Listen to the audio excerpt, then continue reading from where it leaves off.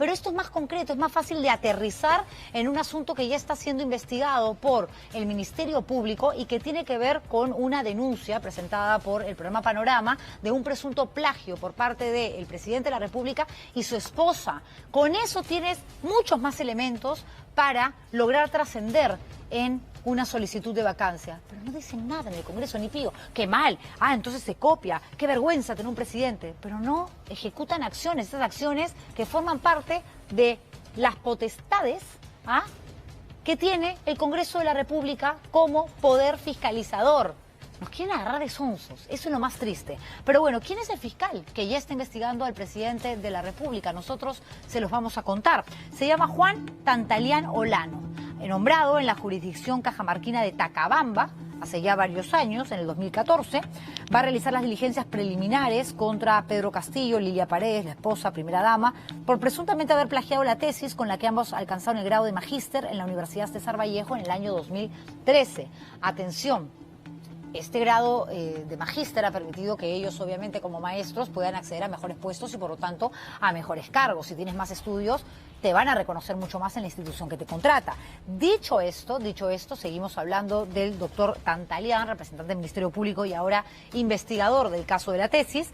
El lugar de origen no es lo único que tienen en común los tres cajamarquinos. Tantalián es también chotano. También chotano, tiene 49 años, según SUNEDU, alcanzó el grado de bachiller en el año 99, en el año 2001 consiguió el título de abogado en la Universidad César Vallejo, se convirtió en magíster también en la Universidad César Vallejo, 11 años después regresó a su alma mater para estudiar, se inscribió el 15 de marzo del 2012, el diploma con mención, el magíster, se le dio el 29 de febrero del 2016.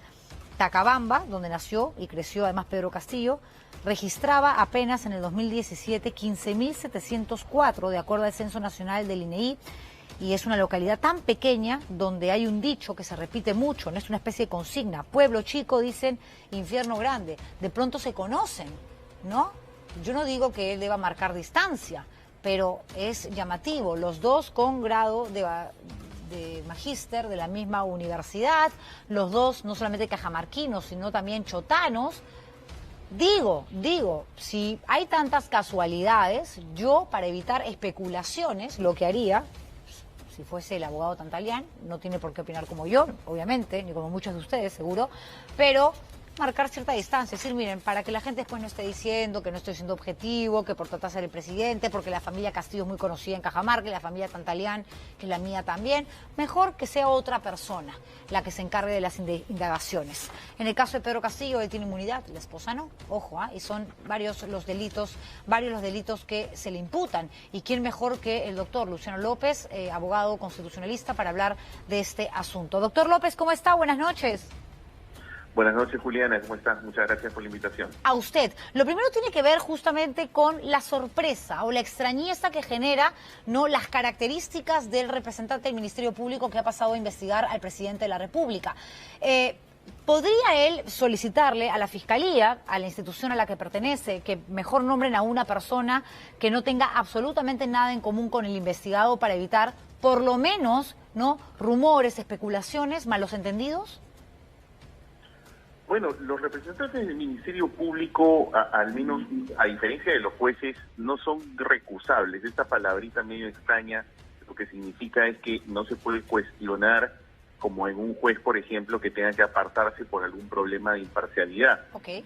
Sin embargo, los fiscales, pese a que no tienen esa posibilidad de que puedan ser recusados, sin embargo, ellos sí pueden excusarse. Es decir, mantener la neutralidad, es un poco lo que se mantiene, la objetividad, ¿no es cierto? Entonces, desde ese punto de vista, claro, sería lo más saludable, justamente como para que se pueda llevar a cabo una investigación lo más imparcial posible. Además, Juliana, por un tema muy importante, estos hechos son hechos acontecidos antes, indudablemente, de que el señor Castillo asuma la presidencia.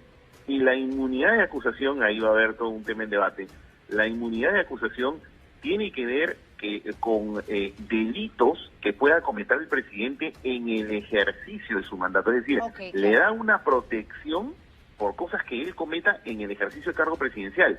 una de las cosas que se han debatido siempre es que eso no cobertura delitos comunes acontecidos antes que ejerce el cargo.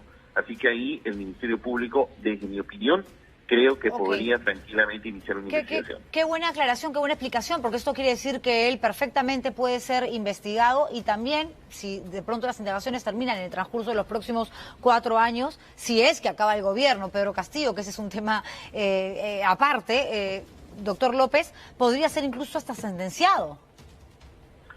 Sí, mira, es más, te doy aquí un dato, una pepa, como dicen ustedes. En el año 2006, la doctora Beatriz Merino, que era defensora del pueblo, incluso envió ella un proyecto de ley al Congreso de la República con la intención de poder hacer justamente esta precisión a nivel legal, porque la propia Defensoría del Pueblo es la que consideraba, y creo que con justa razón, de que esa inmunidad presidencial no protege al presidente por delitos comunes acontecidos antes de que él ejerce el cargo. Así que te doy ahí el dato de que incluso existe esta posición institucional de la Defensoría del Pueblo que proviene de la época en la que Beatriz Merino era defensora del pueblo en el año 2006. Y eso es un precedente que en materia legal evidentemente siempre se va a tomar en cuenta, ¿no? Por un antes y un después, porque se creó un hito. Claro, se creó un hito. Claro, porque además no es la opinión de cualquiera, es la opinión incluso de una institución.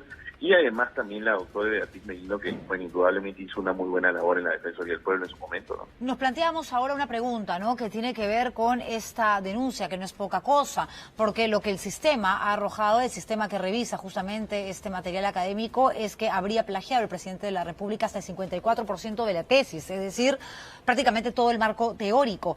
Y ahora sí, digamos, hay un elemento contundente para poder evaluar si se permite, ¿no?, la permanencia del presidente de la República o no en su condición de jefe de Estado. Llama la atención que el Congreso de la República, ¿no?, en situaciones bastante más abstractas, hayan aterrizado al punto de presentar mociones de vacancia, de llevar al presidente con su abogado al Congreso de la República. Y con respecto a este tema, que es mucho más, por decirlo, tangible, no están reaccionando en función a lo que supuestamente es un objetivo, por lo menos por parte de una gran mayoría del Congreso, que es sacar al presidente. ¿Podría este ser, digamos, un discurso, un elemento lo suficientemente fuerte para pedir otra vez la vacancia de Pedro Castillo?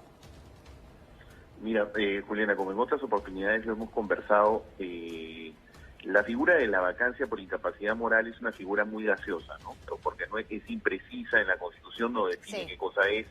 Yo en lo particular, lo he comentado también contigo, yo no estoy de acuerdo con esa institución, y justamente porque cualquier cosa podría entrar, porque se ciñe básicamente a la fuerza de los votos. Así que en esa lógica, justamente un tema como este podría ingresar también.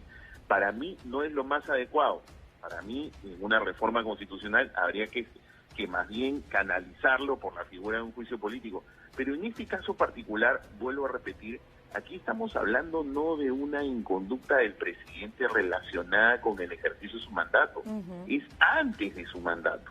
Por eso, insisto, a mí me parece, más aún que, como digo, ya comenté, hay un antecedente institucional de la Defensoría del Pueblo del año 2006, este es un delito común que tendría que desahogarse en la Fiscalía y verificar, investigar y sobre todo también mirar que está dentro del ámbito de la prescripción, porque también hay un tema allí, ¿no?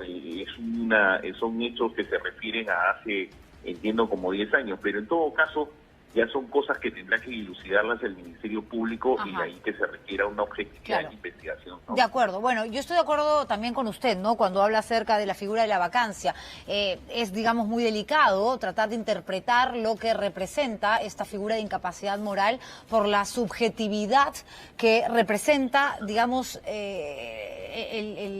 el caso en sí o los casos que se puedan presentar. Lo hemos discutido, de hecho, lo he entrevistado a usted en otras oportunidades. Lo que para usted es inmoral, de pronto para mí no. Lo que para usted es copia, para mí es plagio, ¿no? Hablando un poco en el idioma cuña.